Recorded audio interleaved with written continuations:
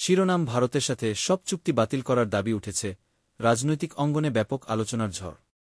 এবার বিস্তারিত আলোচনা। বাংলাদেশে কিছু রাজনৈতিক দলের পক্ষ থেকে ভারতের সাথে সকল চুক্তি বাতিল করার দাবি উঠেছে।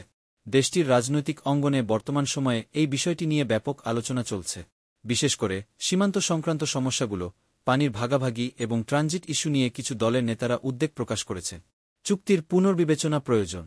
এছাড়া বাংলাদেশের স্বার্থ রক্ষার্থে ভারত সরকারের সাথে করা চুক্তিগুলোর পুনর্বিবেচনা করার কথাও উঠেছে।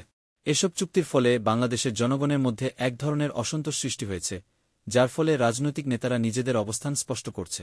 বিশ্লেষকরা কি বলছেন? বিশ্লেষকরা বলছেন যে ভারতের সাথে সম্পর্কের গভীরতা এবং আন্তর্জাতিক নীতি অনুসরণ করে এই দাবি প্রভাব ফেলতে পারে। তারা মনে করেন, যদি বাংলাদেশ সরকারের পক্ষ থেকে এ ধরনের চুক্তি বাতিলের দাবি মেনে নেওয়া হয়, তবে তা প্রতিবেশী দেশের সঙ্গে সম্পর্কের উপর বিরূপ প্রভাব ফেলতে পারে। নাগরিকদের প্রতিক্রিয়া। এদিকে সাধারণ নাগরিকদের মধ্যে এই চুক্তি বাতিলের দাবির বিষয়ে মিশ্র প্রতিক্রিয়া দেখা যাচ্ছে। কিছু মানুষ মনে করছেন, এসব চুক্তি বাংলাদেশের জন্য উপকারী হলেও অন্যদের মতে চুক্তিগুলোর কিছু ধারায় দেশের স্বার্থ ক্ষুণ্ণ হতে পারে। আন্তর্জাতিক প্রেক্ষাপটে বিশ্বরাজনীতিতে বাংলাদেশ ভারত সম্পর্কের গুরুত্ব অপরিসীম। তবে দুই দেশের মধ্যে এই নতুন বিতর্কের পরিণতি কেমন হবে তা সময় বলে দেবে।